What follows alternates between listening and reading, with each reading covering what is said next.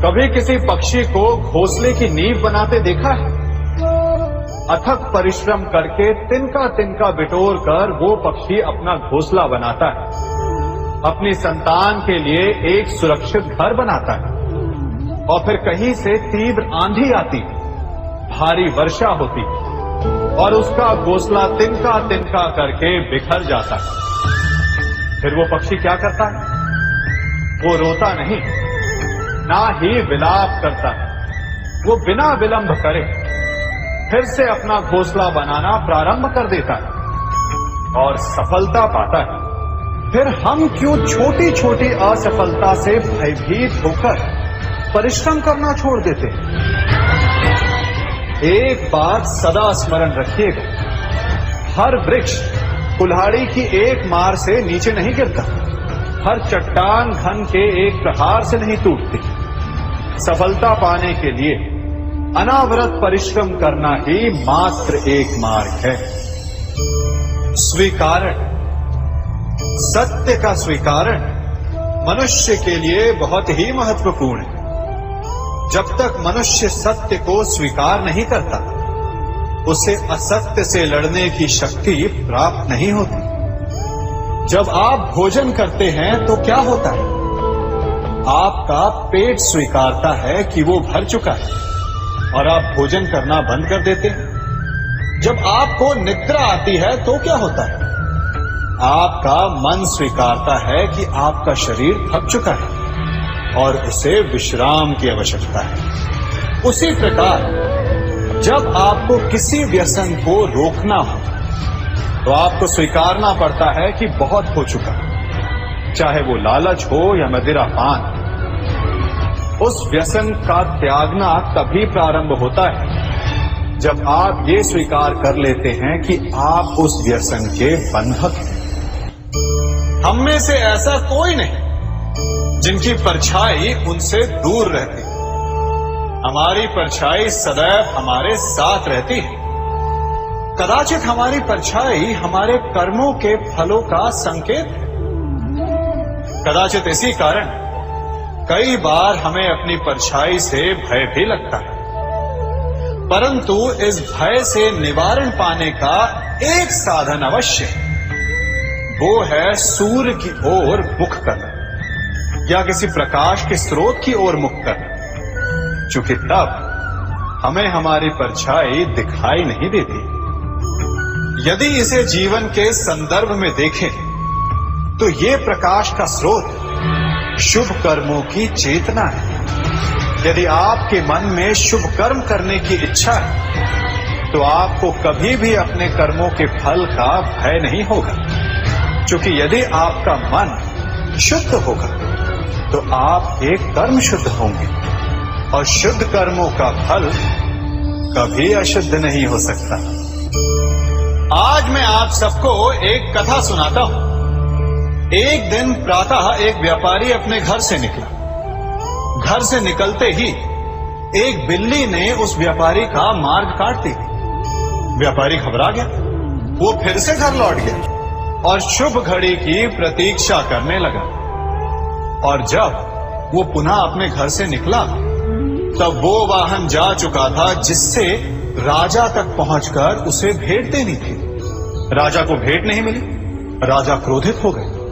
राजा ने उस व्यापारी का व्यापार बंद करवा दिया। इस कारण व्यापारी क्रोधित होकर घर पर अपनी पत्नी से लड़ बैठा।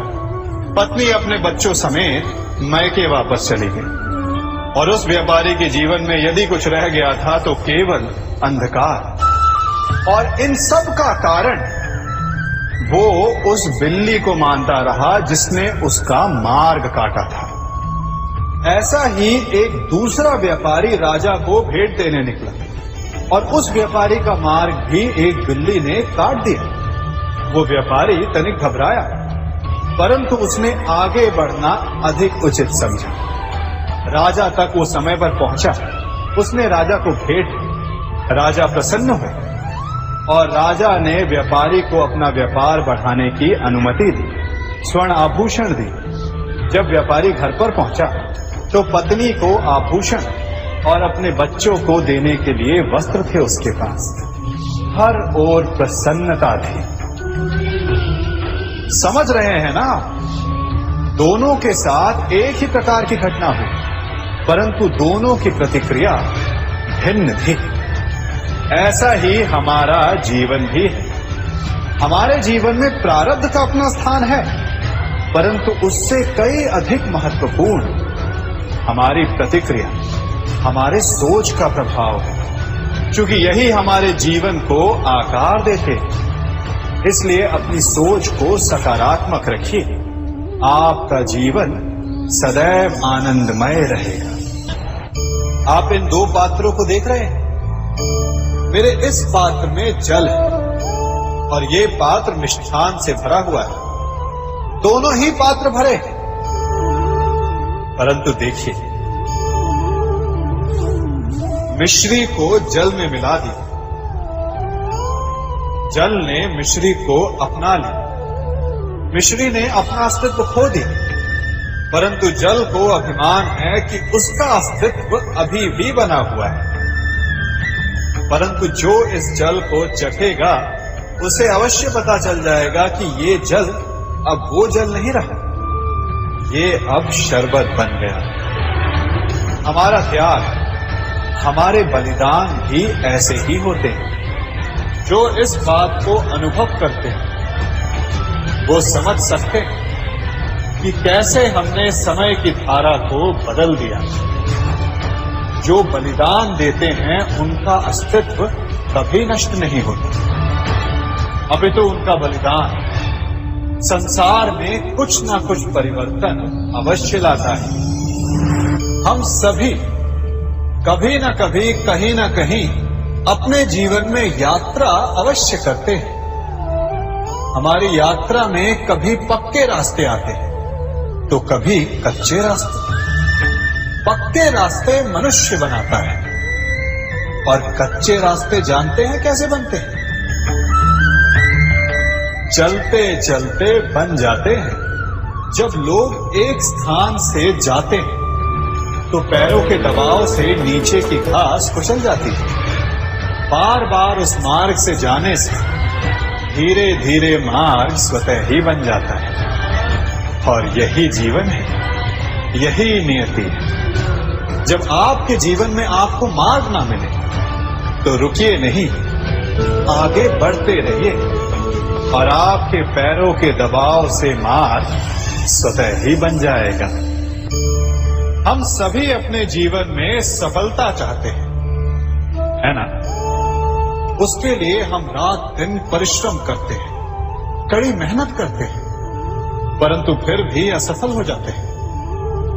परंतु ऐसा क्यों होता है? कभी सोचा आप सबने?